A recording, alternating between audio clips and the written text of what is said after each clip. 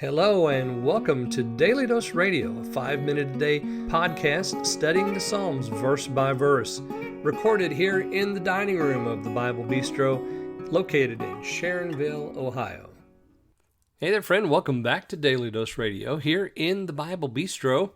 Well, last week we celebrated the 500th episode here in, the third series of Daily Dose Radio lessons.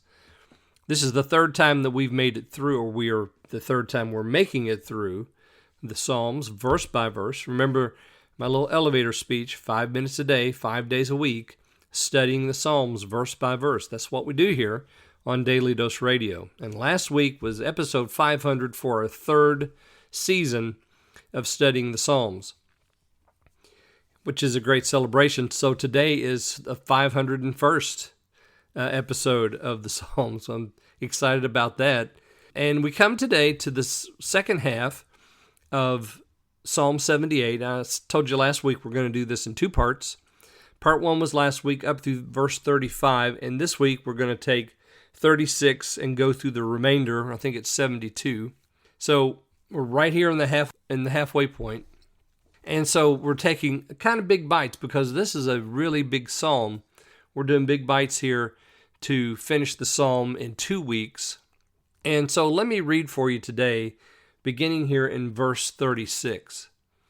Nevertheless, they did flatter him with their mouth, they lied unto him with their tongues, for their heart was not right with him, neither were they steadfast in his covenant. But he, being full of compassion, forgave their iniquity and destroyed them not. Yea, many a time turned he his anger away, and did not stir up all his wrath. For he remembered that they were but flesh, a wind that passes away and comes not again. How oft did they provoke him in the wilderness, and grieve him in the desert? Yea, they turned back and tempted God, and limited the Holy One of Israel. They remembered not his hand, nor the day when he delivered them from the enemy. Now, if you'll recall, I said last week that this psalm, I think, and this is my story and I'm sticking to it, this psalm is an expansion of Psalm 77, verses 11 and 12. So I'll let you go back and read that passage. This is all about the wonderful works of God. And so the psalmist here, Asaph, is giving us a maskil, which is a teaching psalm, and he's teaching us something. He's teaching us about the wonderful works of God and its effect. So last week we looked at, verses 1 through 35. And at the end there, we read two verses which were very hopeful. When he slew them, then they sought him. They returned and inquired early after God, and they remembered that God was their rock and the high God their Redeemer. And then this week we begin with these words, nevertheless did they flatter him with their mouth, and they lied unto him with their tongue. Nevertheless.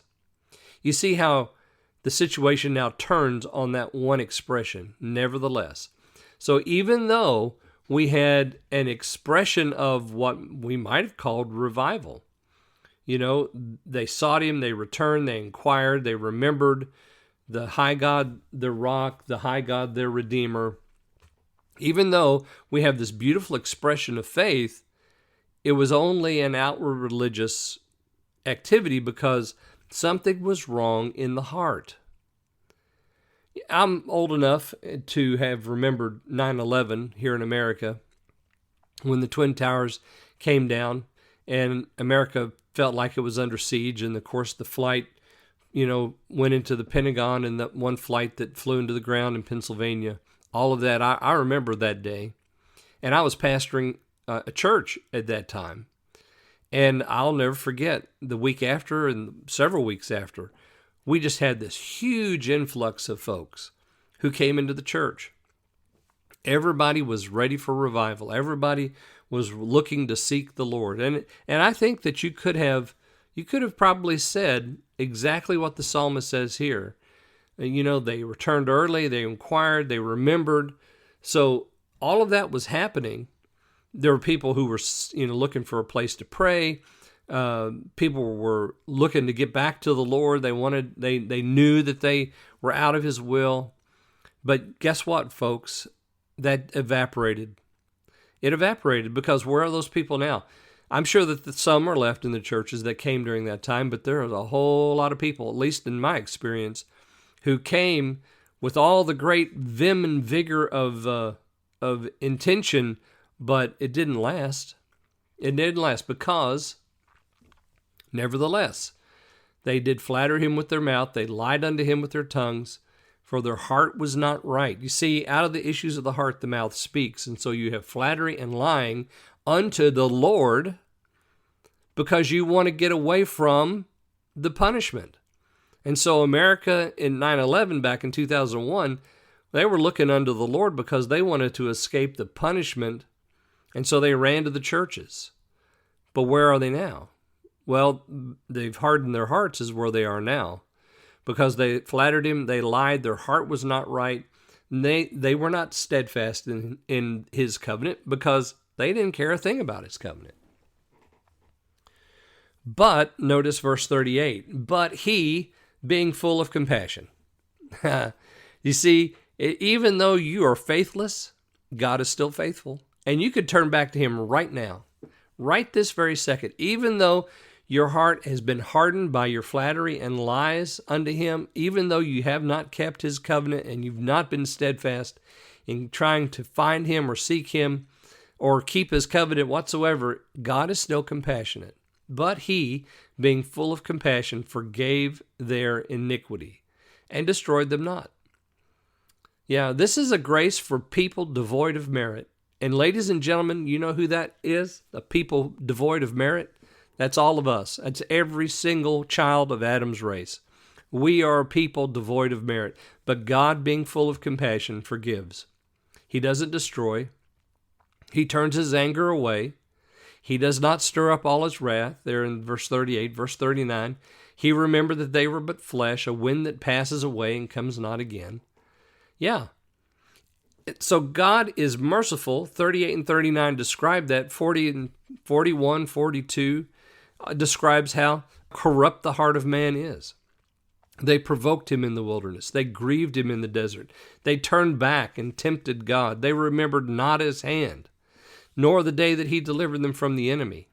See, so their corrupt heart, which began to be displayed there in 38 and 37, or 36 and 37, is now on full display in 40 through 41. And in the middle of that, we have that statement, but he, being full of compassion, forgave.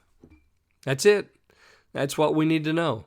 That no matter our corruption, no matter the depth of our sin, God is still compassionate and forgives iniquity. But you must turn to him. You must turn to him. You see, they turned back and tempted God. So they repented from God in the opposite direction. Instead of repenting and turning to God, they repented and turned back to what they had previously. They didn't learn their lesson whatsoever. All right, well, join me again tomorrow, and we'll pick up right here in verse 43 here on Daily Dose Radio. Thanks for listening to Daily Dose Radio. For more fresh and delicious Bible studies, podcasts, books, and more, check out the Bible Bistro online and on YouTube.